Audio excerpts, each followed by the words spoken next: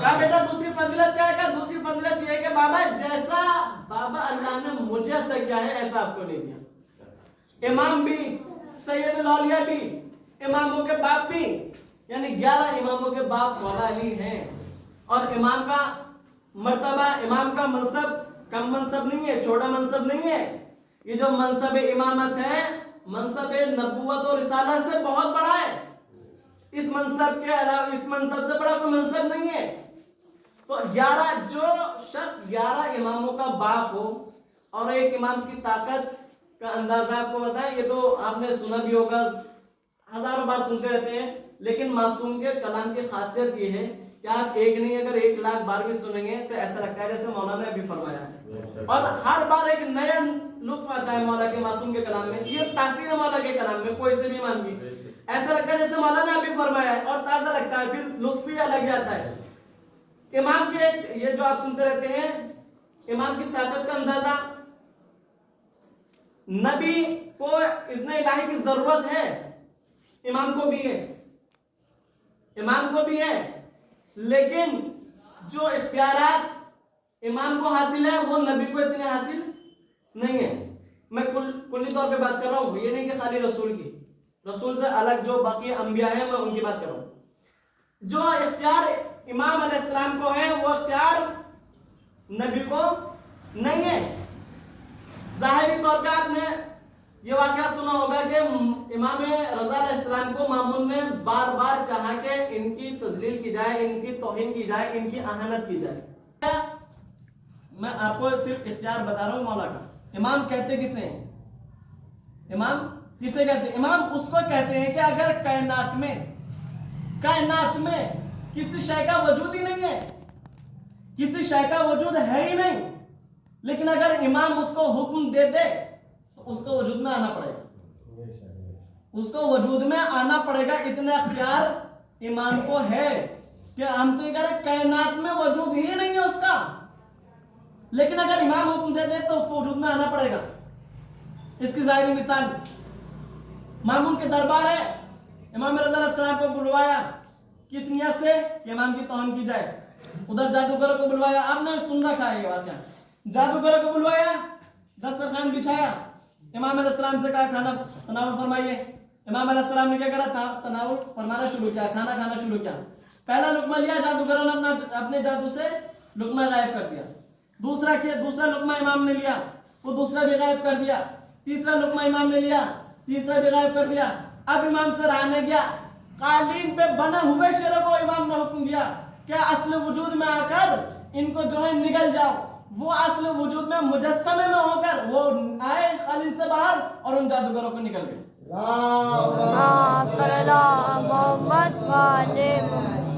یہ شیر جو قالین پہ بنے ہوئے تھے ان جادوگروں کو نکل گئے۔ اب امام علیہ السلام نے کیا کہا؟ اب اپنی اصلی حالت پہ پلٹ جاؤ۔ اس نے مامون نے کیا کہا؟ مولا پلٹا دیجئے، ان کو جو ہے واپس کرا دیجئے۔ کہا اگر جناب موسیٰ کے اعضاء نے وہ سانپ جو جادوگروں نے ڈالے تھے اگر وہ واپس کر دیے ہوتے تو آج میں ان کو بھی واپس کر دیتا۔ ایک اور صلوات پڑھیں مامون۔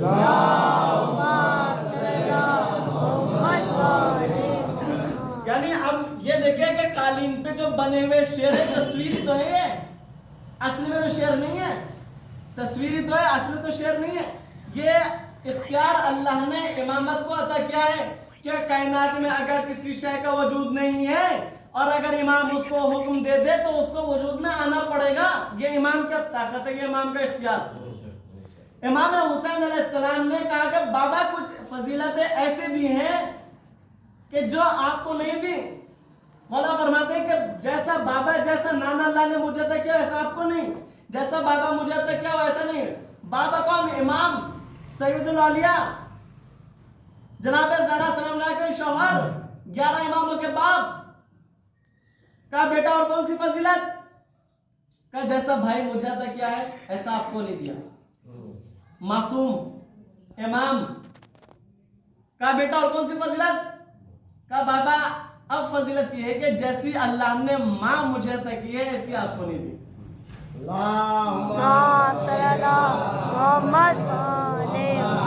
ماں کیسی؟ तमाम औरतों की सरदार, तमाम जन्नत की औरतों की सरदार माँ। अब ये फजाइल तो सुन लिया, अब थोड़ा सा मैं दूसरी चीज की तरफ आ रहा हूं। मैं ये मेरी तरफ से थोड़ा सा, क्योंकि मैंने एक वीडियो क्लिप सुना था, उसमें एक आलिम दीन फरमा रहे थे, मैं मिंबर पे बैठा हूं, मैं जिम्मेदारी से जो अपने लफ्ज का जिम्मेदार हूं, जिसको जो पूछना हो वो बाद में मुझसे मालूम कर लीजिएगा, ठीक है? किसी और के पास नहीं जाइएगा, क्योंकि मैंने देखा अक्सर मौलाना मसहब भी गलत बताते हैं, करते भी गलत है, मैंने कई जगह देख लिया। बहरहाल ये है कि किसी और से नहीं, जो चीज हो तो आप मुझसे मालूम कीजिएगा। ये मैं थोड़ा सा अपनी तरफ से, वो फरमाते हैं आलिम दीन कि जन्नत में सब जाएंगे, जन्नत में सब जाएंगे, कोई नहीं बचेगा जो अहले बैत का चाहने वाला है, कोई नहीं बचेगा। जिसके दिल में विलायत है, गुनहगार भले ही हो, सजा झेल के जाएगा, सजा पाके जाएगा। लेकिन जब हम पहुंचेंगे मीजान पर, जब हम मीजान पर पहुंचेंगे, वहां इमाम हुसैन अलैहिस्सलाम खड़े होंगे, इमाम हुसैन अलैहिस्सलाम खड़े रहेंगे। मसलन मैं अपना नाम लेके, मैं किसी का नाम नहीं लेता, मैं कहता हूं मैं पहुंचता हूं मीजान पे, मौला फरमाते हैं आ गए मौलाना कासिम, आ गए आप का? मौला आ गया, आपने पहचान लिया? कहा आप वही तो है जो सबसे ज्यादा आगे बढ़ चढ़ के अलम उठाया करते थे, आपके यहाँ तो देगे भी उतरा करती थी, आप नजर दिलाया करते थे, आप सबसे आगे थे, आप मौला हम आपको कैसे नहीं पहचानेंगे? कहा मौला आपने सही पहचाना, मैं अलम लेके चलाया करता था, मैं ताबूत उठाया करता था, मैं खाने पे देगे बनवाया करता था, मैं ये करा करता था, मैं वो करा करता था। कहा अच्छा ये बताओ, हम देख रहे हैं इधर जन्नत की तरफ, कासिम क्या देख रहे हो उधर? कहा मौला जन्नत देख रहा हूँ। कहा वो तो तुम्हारी जगह है ही, वहां तो तुम जाओगे, वहां तो तुम जाओगे, वो तो तुम्हारी पहले से जगह मुय्यन है। लेकिन ये बताएं, इमाम हुसैन अलैहिस्सलाम कुछ सवाल कर सकते हैं हमसे या नहीं कर सकते? कर सकते हैं या नहीं कर सकते? जन्नत के सरदार हैं, जो जन्नत में भेजा हुआ, एक तो सवाल तो तुमसे कर सकता है, हर का इमाम है, सरदार है, हम गुलाम है, वो सवाल कर सकते हैं। हम पूछेंगे मौला, वो पूछेंगे कासिम ये बताओ वहां क्या कर क्या है? एक सवाल का जवाब देते, क्या कुछ नमाजें लाए हो? उधर क्या देख रहे हो? उधर तो जाना ही है तुम्हें, कुछ नमाजें लाए हो? क्या मौला मजबूर था, ना पढ़ सका, नहीं है नमाज। कहा थोड़ी बहुत तो होंगी, थोड़ी बहुत तो रख दो, बाकी जो कमी होगी वो हम रख देंगे। इमाम का वादा है, अगर तुम्हारे नेक अमाल कम रहे तो हम अपनी नमाजें रखेंगे तुम्हें जन्नत में पहुंचाने के लिए। ये इमाम का वादा है, हम अपने अमाल तुम्हारे अमाल में रखेंगे ताकि तुम पहुंच जाओ। लेकिन हमें कैसा होना चाहिए? हमें कैसा होना चाहिए? मौला कहेंगे कुछ तो नमाज हो, कुछ तो रख दो, 2 रकात ही रख दो खाली। जब 2 ही रकात ही नहीं पढ़ी तो रखेंगे कहां से? चलो नमाज नहीं। मौला रोजे होंगे, रोजे तो रखे होंगे या नहीं रखे? मौला वो कुछ बीमारी की वजह से छूट गए, कुछ सफर की वजह से छूट गए, चलो रोजे भी नहीं। खुम्स निकाला था या नहीं निकाला था? मौला बचत ही नहीं हुई, निकालेंगे कैसे?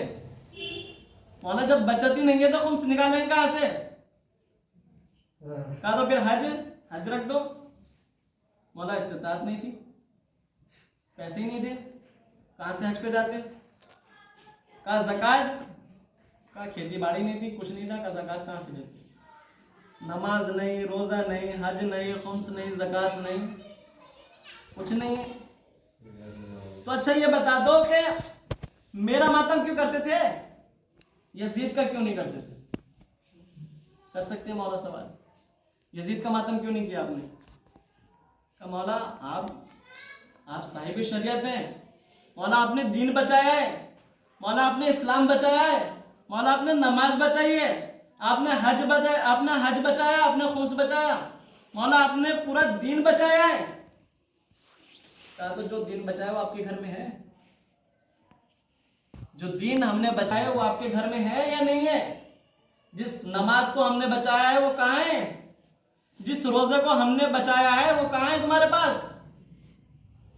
जिस हज को हमने बचाया है वो कहां है? अच्छा चलो सब चीजें एक तरफ, एक सवाल का जवाब दे दो और चले जाओ जन्नत। एक सवाल का जवाब, मुंह लटकाए खड़े, कुछ जवाब नहीं है, कुछ है ही नहीं हमारे पास, तो बोलेंगे क्या? ये बता दो यजीद में और मुझ में फर्क क्या था? بھائی اتنا بتا دو یزید میں اور مجھ میں فرق کیا تھا، یہ جواب دو اور چلے جاؤ۔ تو مولا آپ سچ بولتے تھے، یزید چھوٹا تھا۔ مولا آپ برائی نہیں کرتے تھے، یزید برائی کرتا تھا۔ مولا آپ جو ہے کسی کو دھوکہ نہیں دیتے تھے، یزید دھوکے دیتا تھا۔ مولا آپ ایماندار تھے، وہ بیمان تھا۔ مولا آپ صاحب حق کو حق دیتے تھے، وہ غاصب تھا۔ مولا آپ حلال کو حلال طریقے سے پیش کیا کرتے تھے، وہ حرام کو اور حرام کہہ کے حلال کیا کرتے تھے۔ جو حق ہم نے صاحب حق تک پہنچایا تھا، آپ نے صاحب حق کو حق دیا۔ اگر ہم حلال کا کھاتے تھے تو کیا آپ نے بھی حلال کا کھایا؟ مولا سوال کریں گے نہیں کریں گے؟ ہمارے پاس جواب ہے نہیں ہے۔ کہنے کا مقصد یہ ہے کہ ایسا نہ ہو ہمارے ساتھ کہ ہم جب لائے جائیں تو امام حسین علیہ السلام یہ نہ کہیں کہ اس کو ادھر سے ادھر ہی لے جاؤ۔ جنت میں تو جائیں گے جنت میں، ایسا نہیں ہے کہ نہیں جائیں گے، لیکن بعض افراد ایسے ہوں گے جس کے لیے امام کہیں گے اسے ادھر سے ادھر ہی لے جاؤ، اپنے پاس میں بھی نہیں آنے دیں گے، اپنے پاس میں بھی امام نہیں آنے دینے کے، کہا جائے گا کہ اس کو وہیں سے لے جاؤ۔ کہنے کا مقصد خلاصہ یہ ہے کہ اتنا بے دینی کا فالس ہم پر نہ گرائیں کہ ہم چلنے کے قابل نہ رہ جائیں، ہم جنت میں جانے کے لائق نہ رہ جائیں۔ اتنا بے دینی کا فالس تو کم سے کم نہ گرائیں۔ دیندار بہت ہیں لیکن عمل کرنے والے کم ہیں، عمل کرنے والے بھی ہیں۔ اس دن میں نے یہ بتایا تھا کہ الناس کلهم ہالکون، تمام کے تمام لوگ ہلاک ہو جائیں گے، الا العالمون، صرف علماء بچیں گے۔ پھر آگے حدیث کہتے ہیں والعالمون کلهم ہالکون، اور علماء بھی سب ہلاک ہو جائیں گے، الا العاملون، صرف عمل کرنے والے باقی رہیں گے۔ پھر حدیث یہی خاموش نہیں ہوتی ہے، حدیث کہتی ہے والعاملون الا الخالصون، یہ جو عمل کرنے والے ہیں نا یہ بھی ہلاک ہو جائیں گے، الا الخالصون، صرف اللہ کے لیے جنہوں نے عمل کیا ہے صرف وہ بچیں گے۔ اور حدیث یہ کہتی ہے کہ یہ بھی علی قطر عظیم، والخالصون علی قطر عظیم، یہ جو خالص عمل کرنے والے ہیں یہ بچے نہیں ہیں ابھی، یہ تا ابد، جب تک زندہ ہیں جب تک خطرے میں، جب تک زندہ ہیں جب تک خطرے میں، یہ بھی ابھی نہیں بچے۔ رسول نے ضمانت نہیں لی ہے کہ یہ بھی بچ جائیں گے، نہیں، یہ بھی خطرے میں۔ وہ مثال بہت لمبی ہو جائے گی اگر مثال دے کے میں سمجھاؤں گا۔ بہرحال یہ کہ اتنا بے دینی کا فالس نہ گرائیں اپنے اوپر کہ امام علیہ السلام کو کہنا پڑے انہیں وہیں سے وہیں لے جاؤ، ایسا نہیں ہونا چاہیے۔ رسول نے بار بار پہچنوایا ہے امام حسین علیہ السلام، حسین کسی معمولی ذات کا نام نہیں ہے، کسی ایک شخص نہیں بلکہ شخصیت کا نام ہے، ایک انسان نہیں بلکہ پوری انسانیت کا نام ہے، ایک لشکر کا نام ہے، ایک قوم کا نام ہے۔ حسین ایک فرد کا نام نہیں، پوری بشریت کا نام ہے۔ بار بار رسول نے پہچنوایا ہے۔ ہر جتنا امام حسین علیہ السلام کو میں پہلے بھی بتا چکا ہوں، خاص کرم رہا ہے پروردگار عالم کا، خاص کرم ہے امام حسین علیہ السلام ہر چیز میں۔ جس طرح امام حسین علیہ السلام فضائلات میں بے مثال تھے، اس طرح مصائب میں بھی بے مثال ہیں۔ جس طرح صبر، جس طرح یہ فضائل میں اپنے بے مثال ہیں، ان کا کوئی مثل نہیں، ان کا کوئی ثانی نہیں، اس طرح یہ صبر میں بھی جو ہے بے مثال ہے۔ ایک صلوات پڑھ دیں محمد، اللہم صلی علی محمد۔ فضائل کی بہت سارے فضائل ہیں، یہ تو ایک معمولی سی جھلک دکھائی ہے رسول نے۔ یہ جو ائمہ علیہ السلام کے ہم دن رات فضائل بیان کرتے رہتے ہیں، یہ ایک معمولی سی جھلک ہے، اصل فضائل نہیں بتائے گئے، نہ ہی اصل مصائب بتائے گئے۔ امام نے کربلا میں ایک دن میں صبح عاشورہ سے لے کر اور عصر عاشورہ تک 28 خطبے دیے ہیں۔ مولا کیا ضرورت ہے 28 خطبے دینے کی؟ امام نے بار بار کہا کہ دیکھو مجھے پہچانو میں کون ہوں، تم جانتے ہو کس کو قتل کر رہے ہو، تم جانتے ہو کس کو قتل کر رہے ہو، ہاں جانتے ہیں کس کو قتل کر رہے ہو۔ ایک نہیں، دو نہیں، تین تین بار ان کے منہ سے کہلوایا ہے تاکہ کل یہ نہ کہہ دیں روز محشر کہ ان کو جو ہے ہم نہیں جانتے تھے یہ کون تھے، نادانی میں قتل کر دیا۔ اسی وجہ سے 28 خطبے دے کے امام نے حجت تمام کی۔ جب امام حسین علیہ السلام کے پاس کوئی نہ بچا تو امام حسین علیہ السلام نے صرف ایک صدع دی ہے کہ حل من ناصر ینصرنا، کوئی ہے جو میری مدد کرے؟ تو جناب علی اصغر نے اپنے آپ کو جھولے سے گرا لیا، جیسے ہی جناب علی اصغر نے اپنے آپ کو جھولے سے گرایا خیمے میں کوہرام مچ گیا اور رونے پیٹنے کی صدائیں بلند ہونے لگی. امام حسین علیہ السلام خیمے پہ گئے. جانے کے بعد کہا بہن زینب کیا بات ہے, ابھی تو میں زندہ ہوں. کہا بھیا تمہیں نہیں پتا جیسے آپ نے حل من الناس ینصرن کی صدا بلند کی ہے, بشیر نے اپنے آپ کو جھولے سے گرا لیا. کہا بہن زینب ذرا اصغر کو لے آؤ, میں اس کو ایک گھٹ پانی پلا لوں. امام حسین علیہ السلام کی گود میں جناب اصغر آئے, میدان میں لے کے گئے اور کہا کہ اگر تمہارے دشمنوں سے مخاطب ہو کے کہا کہ اگر تمہاری نظر میں خطاوار ہوں تو اس بچے کا تو کوئی گناہ نہیں ہے, اس بچے کو تو ایک قطرہ پانی پلا دو. عمر سعد نے ہرملہ کو حکم دیا کہ ہرملہ حسین کے کلام کو قط کر دے. ہرملہ نے تیر کمان میں جوڑا جو جناب علی اصغر کے قد سے بھی لمبا تھا. وہ تیر جو ہرملہ نے چلایا تو جناب علی اصغر کے گلے سے نکلتا ہوا امام کا بازو میں پیوست ہو گیا. امام علیہ السلام جب خیمے کی طرف جا رہے تھے تو کبھی پیچھے ہٹتے تھے اور کہتے جاتے تھے کہ انا للہ و انا الیہ راجعون. کبھی امام آگے بڑھتے تھے, کبھی پیچھے ہٹتے تھے, کبھی آگے بڑھتے تھے, کبھی پیچھے ہٹتے تھے. بالآخر امام در خیمہ پہ پہنچنے کے بعد آواز دیا, رباب ذرا اپنے بچے کو تو لے جاؤ, تمہارا بچہ سیراب ہو کر آ گیا. جیسے جناب رباب نے جناب علی اصغر کا زخمی گلا دیکھا تو پر کہنے لگی کہ علی اصغر بیٹا کیا تیرے جیسے بچے بھی کہیں ذبح ہوتے ہیں؟ جناب علی اصغر جو گود میں امام حسین علیہ السلام کی مچلتے رہے اور جنت کو روح پرواز کر گئی تھی. امام حسین علیہ السلام نے جناب رباب کو جناب علی اصغر کی گود میں دیا اور دینے کے بعد کہا ہے رباب اے رباب ذرا میرے ساتھ آؤ. اے عزادارو کربلا کے وہ منظر دیکھے نہیں جاتے, کربلا کے وہ منظر سنے بھی نہیں جاتے. کوئی کبھی آپ نے دیکھا ہے کہ کوئی ماں اپنے بیٹے کے جنازے کو خود قبرستان لے کر جائے, لیکن یہاں بڑا عجیب و غریب منظر ہے.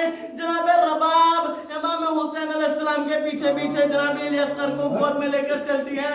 امام حسین علیہ السلام نے قبر تیار کی, جناب علی اصغر کو رکھا. جیسے ہی رکھا تو آواز آتی ہے پیچھے سے, السلام علیکہ ایھا الغریب, اے مرد مسافر میرا سلام ہو. امام حسین علیہ السلام نے پیچھے مڑ کر دیکھا کہ اس عالم پردیس میں مجھے کون سلام کرنے والا ہے. امام حسین علیہ السلام نے پوچھا بھائی تو کون ہے؟ کہا کہ آپ شاہ مشرقین ہیں.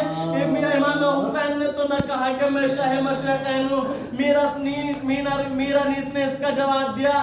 مولا نے یہ تو نہ کہا میں شاہ مشرقین ہوں, مولا نے سر جھکا کے کہا میں حسین ہوں. ارے زادارو کہا پہ کیا کام ہے بھائی؟ کہا ایک حسین کی بیٹی کا خط ہے, حسین کی بیٹی نے خط دیا ہے. کہا اللہ بھائی مجھے خط دے دے. کہا ایسے نہیں دوں گا. کہا اس نے کچھ آپ کی بیٹی نے کچھ نشانیاں بتائی تھی. کہا بھائی کیا نشانیاں بتائی تھی؟ کہا بتایا تھا کہ اے قاصد جب تو میرے بابا کے پاس جائے گا, جب تو میرے بابا سے ملاقات کرے گا تو ایک طرف میرا بھیا علی اکبر ہوگا, ایک طرف میرا چچا عباس ہوگا, لیکن میں یہ دیکھتا ہوں کہ تمہارے پاس نہ جناب علی اکبر ہے نہ عباس جیسا بھائی ہے. امام حسین علیہ السلام نے قاصد صغرا کا ہاتھ پکڑ کر کہا چل اے میرے بھائی ذرا میرے بھائی کی لاش کو دیکھ, یہ میرا بیٹا علی اکبر کی لاش ہے, یہ میرے بھائی عباس کی لاش ہے. کہا اب تو خط مجھے دے دے. امام حسین علیہ السلام کو خط پہنچا. امام حسین علیہ السلام خط پڑھنے میں مشغول ہو گئے. اب ایک نظر قاصد کے چہرے پر پڑی. قاصد کیا دیکھتا ہے؟ کبھی خیمے کی جانب دیکھتا ہے, کبھی ادھر دیکھتا ہے. امام حسین کہتے ہیں کہ قاصد ارے کیا تجھے پتا نہیں ہے اس خیمے میں علی کی بیٹیاں رہتی ہیں, اس خیمے میں حسین کی بہن رہتی ہے, اس خیمے میں عباس کی بہن رہتی ہے, تو وہاں کیا دیکھ رہا ہے؟ وہ قاصد کہتا ہے مولا میں یہ نہ دیکھ رہا کہ اس خیمے میں کون رہتا ہے, مولا میں تو یہ دیکھ رہا ہوں ارے آپ کی بیٹی نے ایک بات اور کہی تھی. ارے کیا کہی تھی؟ کہا تھا کہ جب میرے بابا خط پڑھے تو دیکھنا خیمے کی جانب سے ارے ایک چھوٹا سا بچہ 6 مہینے کا میرا بھیا علی اصغر آئے گا, گھٹنوں کے بل چلتا ہوا آئے گا. ارے میرے اس کو میری طرف سے پیار کر دینا. ارے عزادارو جس حسین نے ایک دن میں 72 لاشیں اٹھائے تھے, کبھی عباس کا لاشا اٹھایا تھا, کبھی علی اکبر کا उठाया था। कभी औला मोहम्मद का लाशा लाए थे, कभी कासिम का लाशा लाए थे। अब उस हुसैन से अब उस खत का वजन नहीं समझ सका, अब वो खत नहीं पढ़ा जाता।